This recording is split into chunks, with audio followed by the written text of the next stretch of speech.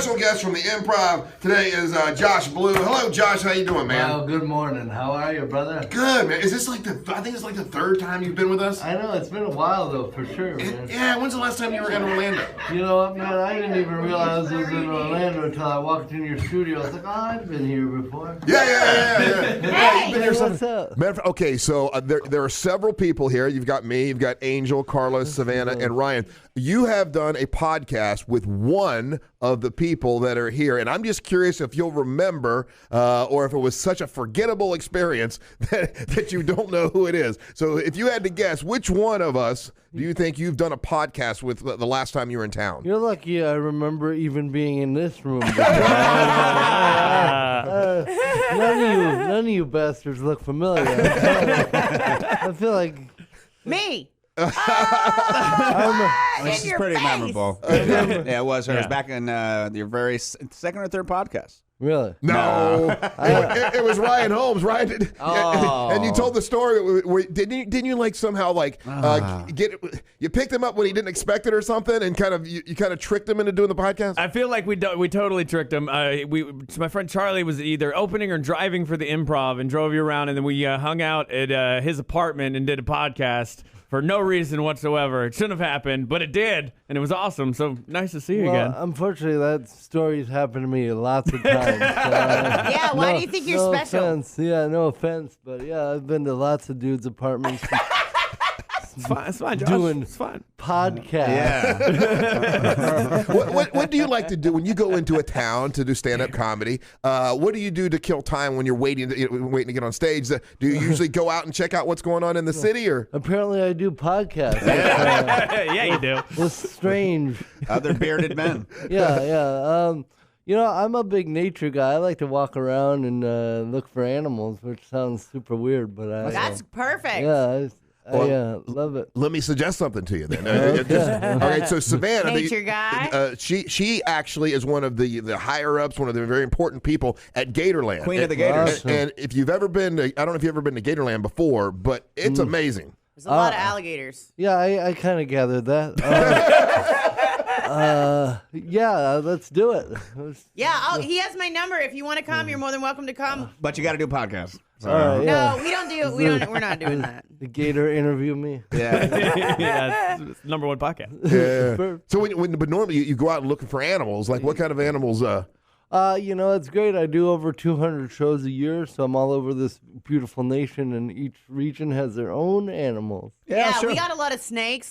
Perfect. So we have gators, but we also have wild snakes, like wild rabbits, like all kinds of animals yeah, like I that. wanted to do like a nature show, kind of like Palsy, Steve Irwin, you know. Oh, okay.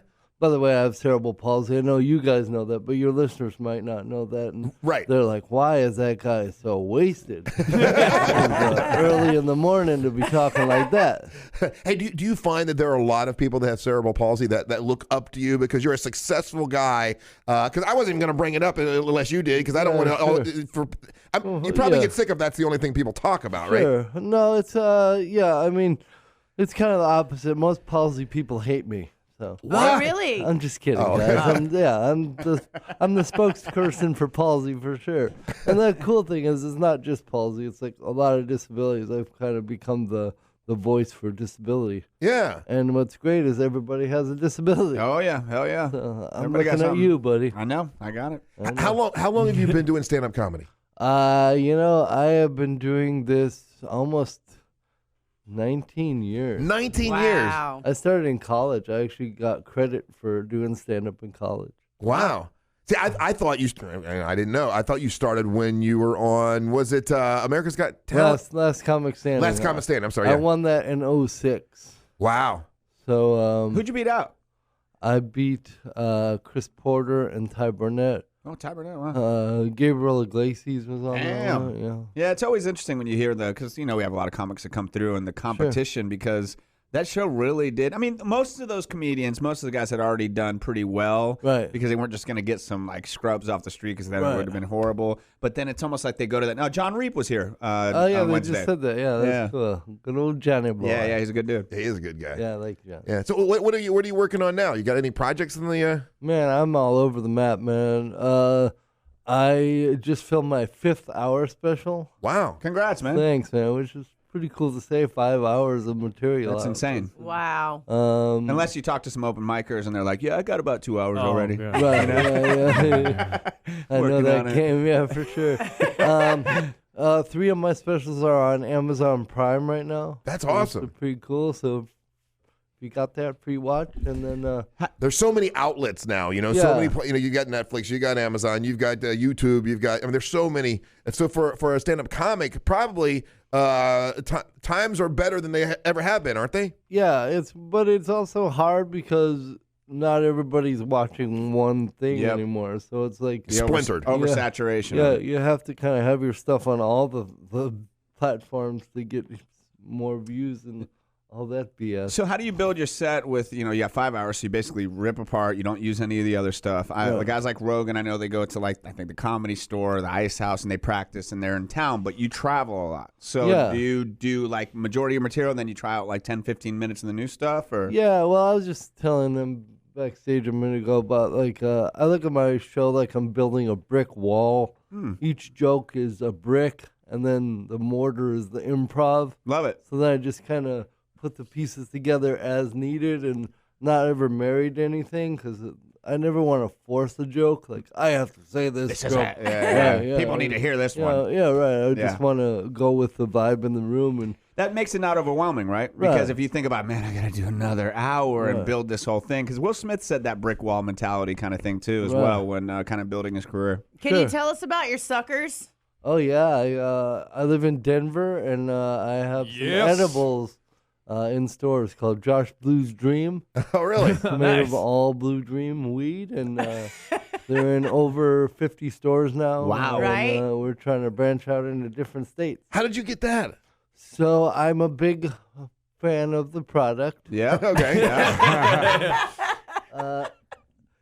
I met the guys that run the company. It's called Mountain High Suckers, Nice. and I was digging their products, and they just met me at a store one time, and friendship was born, and it just kept growing from there. And, Do you travel with these delicious items? not legally. Not legally. Because I happen to know a couple people who enjoy marijuana, and I had good proponents of them here. All right, well, let's talk.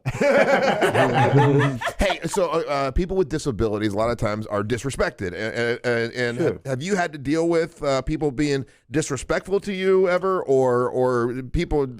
I The feel opposite like disrespected is a weird way of putting it. It's because I think a lot of it stems from ignorance.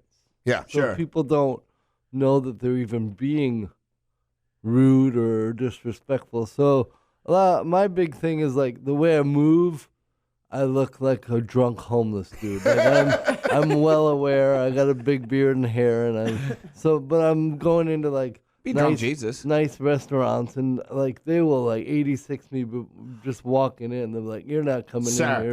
sir. because they think you're a drunk guy. Right, and then Do you have to tell them? well, once we explain it, then I get free dinner. Oh, that's a good trade-off. Because they feel bad for you. Hell yeah. wants. I don't want to be on Yes, I will. I'm all too happy. So seriously, you have had to tell someone, "Hey, I have cerebral palsy." You've had to actually explain it. Not just once, like that happens to me like daily. Wow. I'm not exaggerating, like daily. So at this point, does it offend you, or you're just used to it? And it's like I just have fun with it because I know in the end they're gonna be the one that is a fool. Yes. Yeah. So I'm all too happy to go play along. Like, I'm just here for a job application. This is disrespecting me. Ryan Holmes question for Josh Blue, who's at the Improv all weekend, and he's absolutely hilarious. Ryan's like you, but not cool. Yeah. Thank Brian, you. he's really, really uncool then. Josh, speaking of disrespect, have you gotten ever, like, maybe when you're first starting out in stand-up, like, because comedians are just jerks and will find any reason to just hate on stuff. Sure. Was it ever like, oh, you wouldn't be funny if this wasn't going on with you? Oh man, I've definitely had that. The thing is, I've always been able to just murder the stage. Like There you go. I just crush it. So a lot of times, what would happen is people that didn't know me would just be so rude to me before the show, and then after I bury them, they're like, Right. "Oh, hi, it's so nice to meet you." But Out that's of my face. That happens with anything, though, right? If you're big and Mexican, it's like, well, you're funny because you tell Mexican, fat jokes. If you're black, it's because you're black. Whatever Right. your maybe niche may be, they try to use that as a weapon Well, against you. It's funny too, because like in this industry, I do talk about cerebral palsy. It's like something It's your life. I have I to mean- right. I mean, it's, you talk too much about them. Like, well, this is what I know. You don't say that about a fat comic or a black comic talking about what they know. Gaffigan, he loves food and family. Yeah, That's what being he talks fat about. and black. Yeah. And, I mean, early in my career, I tried to do my show from a Southern Belle point of view. That's right. It just didn't work. You worked Yeah, at like- Cypress Gardens here for many Dear years. diary, haven't been right since Mr. Earl left. That's a show I would love I to see. love it. That first hour you did as a Southern Belle classic. It's still on there. Josh Blue is here. Can you stay for another segment, Josh? Oh, I would love to. All right, Awesome. Josh Blue is here. He's going to be at the Improv all weekend long. He does murder the stage. Yeah, he Every does. time he's been here, we'll get people afterwards say, man, I saw Josh. He was awesome. So get your tickets at the Improv for Josh Blue for this weekend, and we'll come back. We'll talk to Josh a little bit more. Check us out on our YouTube channel. It's Real Radio Monsters on YouTube. That's Real Radio Monsters on YouTube, and you can check out the conversation in the break. You're listening to the Monsters of the Morning.